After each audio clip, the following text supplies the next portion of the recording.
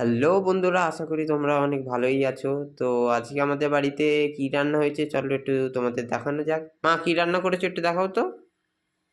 এই আজকে রান্না করেছি একটু ভাত, একটা আলু সেদ্ধ আছে এতে।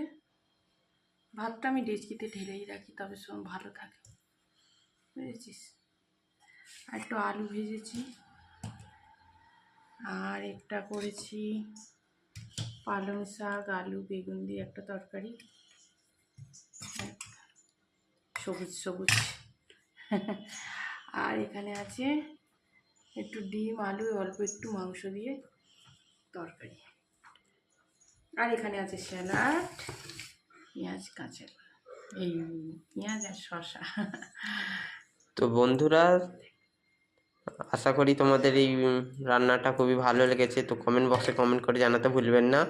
আর চ্যানেলটি নতুন হয়ে থাকলে একটু সাবস্ক্রাইব করে দেবেন এই ছোট্ট চ্যানেলটিকে গ্রো করার জন্য। ধন্যবাদ।